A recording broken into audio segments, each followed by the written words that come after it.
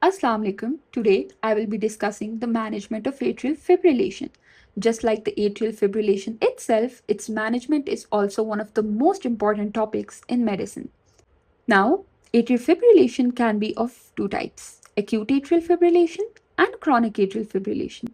In chronic fibrillation, we have to control the rate with beta blockers or calcium channel blockers and anticoagulate with warfarin.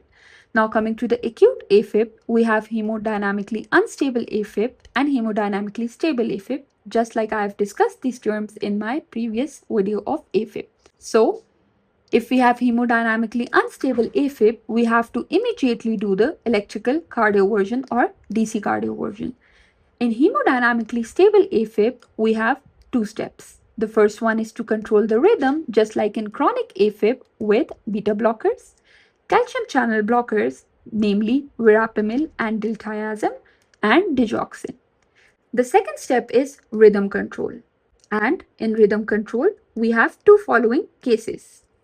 If the AFib is less than 48 hours and there is low risk of stroke that is calculated using Chart's WAS score that I will be discussing in my next video.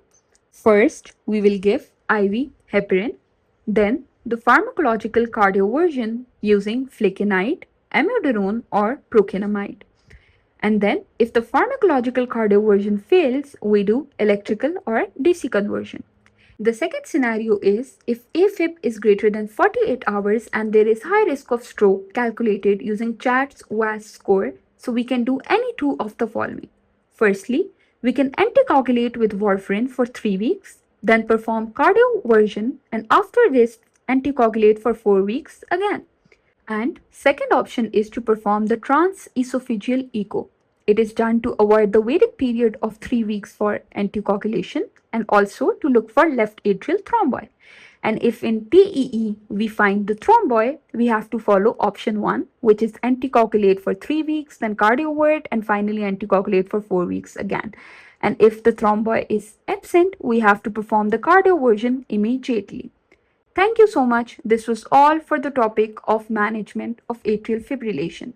If you liked my video, kindly subscribe to my channel.